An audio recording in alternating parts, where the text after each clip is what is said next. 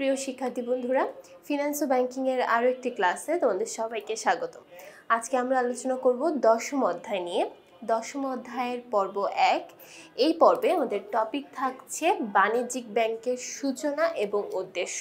অর্থাৎ বাণিজ্যিক ব্যাংকের প্রাইমারি যে তথ্যগুলো আছে এই তথ্যগুলো থেকে আমরা দেখে নেব আজকে কি বহু নির্বাচনী প্রশ্ন আমাদের প্রশ্নে থাকতে পারে।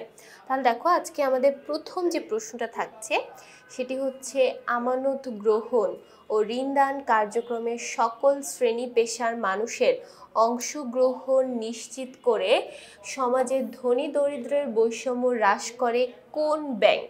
আচ্ছা, অনেক বড় একটা কোয়েশ্চেন দেওয়া হয়েছে, কিন্তু মেইন কথাটা খুবই অল্প। আমানত গ্রহণ এবং ঋণদান করে কোন ব্যাংক?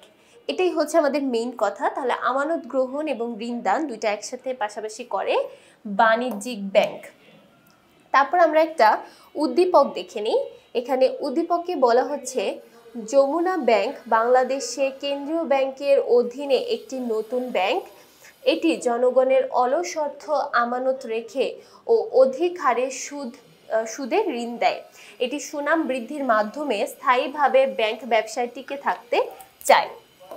2 নং প্রশ্নে বলছে যমুনা ব্যাংকটির প্রধান উদ্দেশ্য কি? আমরা এখানে দেখে বুঝতে পারছি এটা হচ্ছে একটা বাণিজ্যিক ব্যাংক এবং একটা বাণিজ্যিক ব্যাংকের প্রধান উদ্দেশ্য হলো মুনাফা অর্জন করা। তারপর চলে যাচ্ছি 3 নং প্রশ্নে। 3 নং প্রশ্নে বলা হচ্ছে যমুনা ব্যাংকটির সুনাম বৃদ্ধিতে করণীয় হলো, সে যদি তার সুনাম বৃদ্ধি করতে চায় তাহলে তাকে কি করতে হবে? লকার ভাড়া দেওয়া, তার মানে বিভিন্ন ধরনের সেবা তাকে প্রদান করতে হবে, সর্বোচ্চ গ্রাহক সেবা প্রদান করতে হবে এবং দক্ষতা উন্নয়নের ব্যবস্থা করতে হবে। তাহলে দেখো, এখানে প্রত্যেকটি কিন্তু তাকে করতে হবে।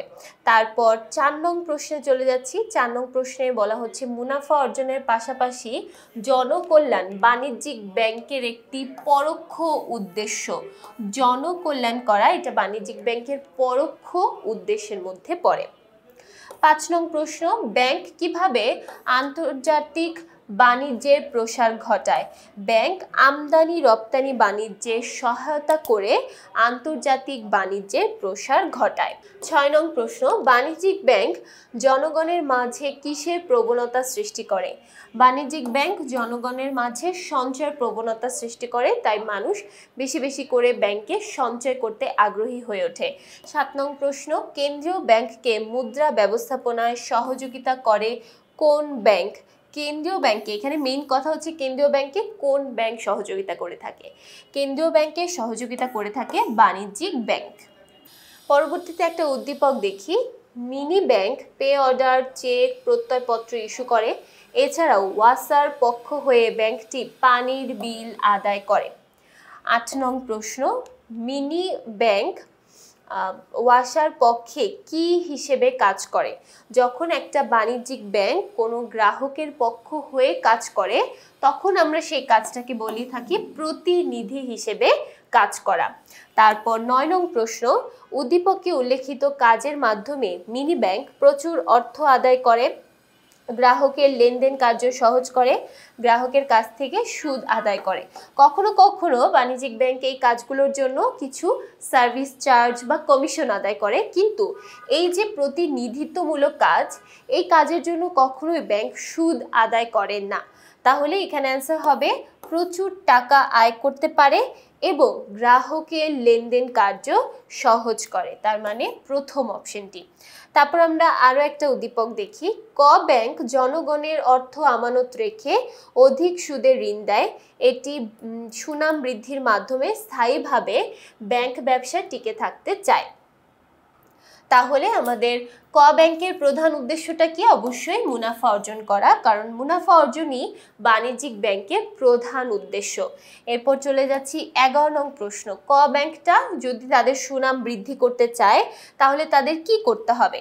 তাহলে তাদের অবশ্যই লকার ভাড়া, তার মানে বিভিন্ন ধরনের সেবা চালু করতে হবে, সর্বোচ্চ গ্রাহক সেবা প্রদান করতে হবে এবং দক্ষতাকে আরো বাড়িয়ে তুলতে হবে। প্রত্যেকটা ব্যাংকারের দক্ষতাকে বাড়িয়ে তুলতে হবে। 12 নং প্রশ্ন, ব্যাংকের মুনাফা হবে আমানতকারীর সুদের হার বেশি হলে, ঋণ গ্রহীতার সুদের হার বেশি হলে, বিভিন্ন ধরনের মেয়াদি আমানত বেশি হলে। আমানতকারীর সুদ হচ্ছে ব্যাংকের জন্য একটা ব্যয়। সো যদি একটা ব্যাংকে ব্যয়ের পরিমাণ বেড়ে যায় তাহলে কিন্তু মুনাফা হবে না, উল্টা আরো লস হয়ে যাবে। তাহলে ঋণ গ্রহীতার সুদের হার যদি বেশি হয় তাহলে ব্যাংকের আয়ের পরিমাণটা বেশি হবে, আর আয়ের পরিমাণ বেশি হলে ব্যাংকে মুনাফা হবে। পাশাপাশি যদি বিভিন্ন ধরনের মেয়াদি আমানত আস্তে আস্তে বৃদ্ধি পেতে থাকে তাহলেও কিন্তু ব্যাংকের আয় বেশি হবে। তারপর 13 নং প্রশ্ন, বাণিজ্যিক ব্যাংক কিভাবে সমাজের ধনী দরিদ্রের দূরত্ব হ্রাস করে? বাণিজ্যিক ব্যাংক কিভাবে ধনী দরিদ্রের দূরত্ব হ্রাস করে?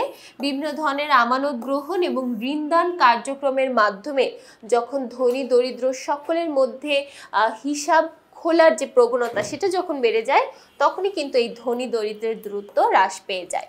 14 নং প্রশ্ন, দ্রব্যমূল্য বৃদ্ধির মূল কারণ কি? এই যে প্রতিনিয়ত বিভিন্ন পণ্যের দাম বেড়ে যাচ্ছে এর মূল কারণ হচ্ছে মুদ্রাস্ফীতি হওয়া বা মুদ্রাস্ফীতি ঘটা।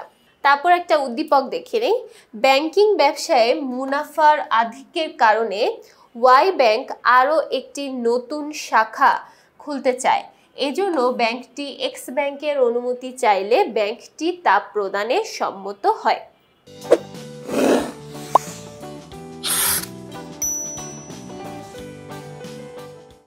এবার তাহলে আসি 15 নং প্রশ্নে।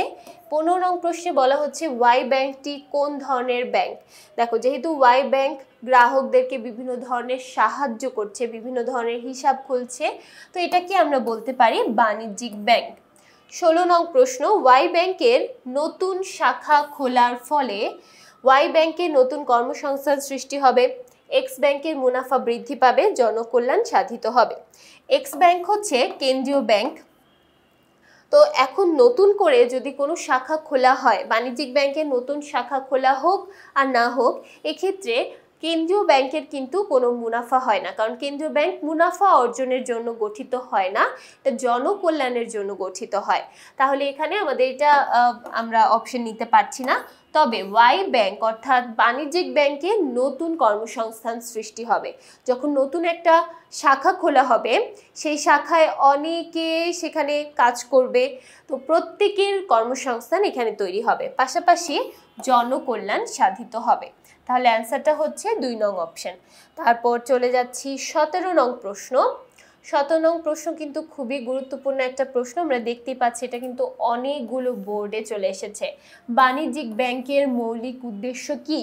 একটা বাণিজ্যিক ব্যাংকের মৌলিক উদ্দেশ্য থাকতে পারে, আবার বলতে পারে মুখ্য উদ্দেশ্য কি, প্রধান উদ্দেশ্য কি, বিভিন্নভাবে কিন্তু এই প্রশ্নটা চলে আসতে পারে। তাহলে যে উদ্দেশ্যই বলুক, মৌলিক, মুখ্য, প্রধান অথবা মূল, যে কথাই বলুক না কেন, প্রত্যেকটার অ্যান্সারই হবে মুনাফা অর্জন করা। এরপর আমরা আরেকটা উদ্দীপক দেখি, বাংলাদেশ কেন্দ্রীয় ব্যাংকের অধীনে ঝিনুক ব্যাংক নামে একটি নতুন ব্যাংক প্রতিষ্ঠিত হলো। এটি জনগণের ক্ষুদ্র ক্ষুদ্র সঞ্চয় আমানত রাখে ও অধিক সুদে ঋণ দেয়। এটি সুনাম বৃদ্ধির মাধ্যমে স্থায়ীভাবে ব্যাংক ব্যবসায় টিকে থাকতে চায়। তারপর বলা হচ্ছে 18 নং প্রশ্ন, ঝিনুক ব্যাংকটির প্রধান উদ্দেশ্য কি? ঝিনুক ব্যাংক যেহেতু একটা বাণিজ্যিক ব্যাংক আমরা বুঝতে পারলাম, তাহলে বাণিজ্যিক ব্যাংকের প্রধান উদ্দেশ্য অলরেডি আমরা পড়েছি, সেটা হচ্ছে মুনাফা অর্জন করা।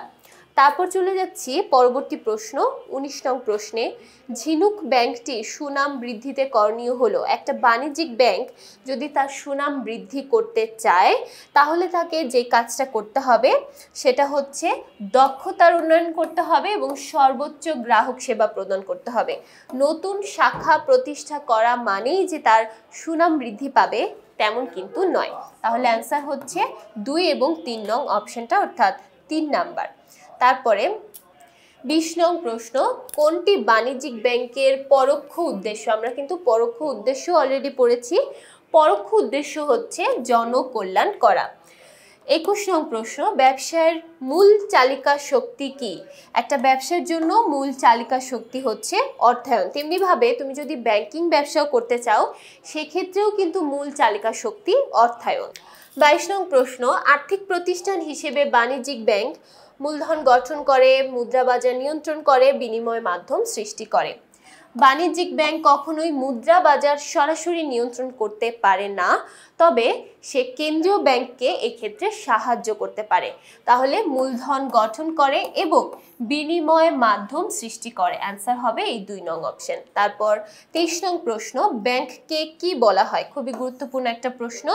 ব্যাংককে আমরা সাধারণত ঋণের ধারক বা ঋণের ব্যবসায়ী এগুলো বলে থাকি, কারণ ব্যাংক শুধুমাত্র ঋণ নিয়েই কাজ করে। সে যেমন গ্রাহকদের কাছ থেকে ঋণ নেয়, আবার অন্য গ্রাহকদেরকে সেই ঋণের অর্থটা প্রদান করে। এভাবে এই টাকা পয়সা ঋণ লেনদেনের মাধ্যমে কিন্তু ব্যাংক প্রতিষ্ঠিত হয় এবং পরিচালিত হয়। 24 নং প্রশ্ন, যুগের সাথে তাল মিলিয়ে বাণিজ্যিক ব্যাংক ব্যবস্থার ঘটেছে আধুনিকায়ন, শিল্পায়ন, বিশেষায়ন। বাণিজ্যিক ব্যাংকে কখনো শিল্পায়ন ঘটা সম্ভব না, তবে এক্ষেত্রে আধুনিকায়ন সম্ভব হয়েছে এবং বিশেষায়ন সম্ভব হয়েছে। 25 নং প্রশ্ন, বাণিজ্যিক ব্যাংকে অর্থের বিকল্প হিসেবে ব্যবহৃত হয় চেক, হুন্ডি, বিনিময় বিল। অর্থের বিকল্প হিসেবে ব্যবহৃত হয় বলতে বোঝানো হয়েছে বিনিময় মাধ্যম হিসেবে কি কি ব্যবহৃত হয়। তাহলে একটা বাণিজ্যিক ব্যাংক বিনিময়ের মাধ্যম হিসেবে প্রত্যেকটিকেই ব্যবহার করতে পারে। 26 নং প্রশ্ন, বাণিজ্যিক ব্যাংকের পরোক্ষ উদ্দেশ্য আমরা অলরেডি পড়েছি, জনকল্যাণ করা। 27 নং প্রশ্ন, বাণিজ্যিক ব্যাংক অর্থনৈতিক স্থিতিশীলতায় সহায়তা করে কিভাবে? স্থিতিশীলতা বলতে বোঝানো হয়েছে স্থির রাখা, অর্থাৎ অর্থনৈতিক অবস্থাকে স্থির রাখার জন্য বাণিজ্যিক ব্যাংক কি করে থাকে? অর্থনৈতিক অবস্থাকে স্থির এবং একটা নির্দিষ্ট রেঞ্জে রাখার জন্য বাণিজ্যিক ব্যাংক সাধারণত ঋণ নিয়ন্ত্রণ নীতির সাথে একাগ্রতা বা একাত্মতা প্রকাশ করে। তার মানে কেন্দ্রীয় ব্যাংক যে ঋণ নিয়ন্ত্রণ নীতিটা ফলো করে, সেই ঋণ নিয়ন্ত্রণে বাণিজ্যিক ব্যাংকগুলো সাহায্য করে থাকে। এই জন্যই কিন্তু দেশে ঋণের পরিমাণ বা অর্থের পরিমাণ একটা নির্দিষ্ট রেঞ্জের মধ্যে রাখা পসিবল হয়। তারপর চলে যাচ্ছি 28 নং প্রশ্নে। 28 নং প্রশ্নে বলা হচ্ছে বাণিজ্যিক ব্যাংক কর্মসংস্থানের সুযোগ সৃষ্টি করে কিভাবে? বাণিজ্যিক ব্যাংক কিভাবে কর্মসংস্থানের সুযোগ সৃষ্টি করতে পারে? অর্থনৈতিক কর্মকাণ্ডের প্রসার ঘটিয়ে, ধনী দরিদ্রের বৈষম্য হ্রাস করে, শিল্প ও বাণিজ্যের উন্নয়ন করে। ধনী দরিদ্রের বৈষম্য হ্রাস করে কখনো কর্মসংস্থানের সুযোগ সৃষ্টি করা যায় না, তবে অর্থনৈতিক কর্মকাণ্ডের প্রসার ঘটিয়ে, তার মানে ধরো আরও একটি শাখা প্রতিষ্ঠার মাধ্যমে সে চাইলে কর্মসংস্থান তৈরি করতে পারে। আবার শিল্প বাণিজ্যের উন্নয়ন করে, যত বেশি শিল্প বাণিজ্যের উন্নয়ন হবে তত বেশি বিভিন্ন মানুষ এই শিল্প বাণিজ্যের সাথে অ্যাড হয়ে যাবে, বিভিন্ন কাজের সাথে যারা জড়িত হয়ে যাবে, তখনই কিন্তু আমাদের অর্থনৈতিক উন্নয়ন সম্ভব হবে। তাহলে এখানে অ্যান্সার দাঁড়াচ্ছে প্রথম এবং 3 নাম্বার যে অপশনটা আছে, এই দুইটা। তাহলে এই ছিল আমাদের প্রথম পর্বের আলোচনা। আশা করছি প্রত্যেকটা প্রশ্নই সবাই খুব ভালোভাবে আয়ত্ত করতে পেরেছো। তো পরবর্তী পর্বগুলো দেখার জন্য সবাইকে আবারও আমন্ত্রণ জানাচ্ছি। সবাইকে ধন্যবাদ।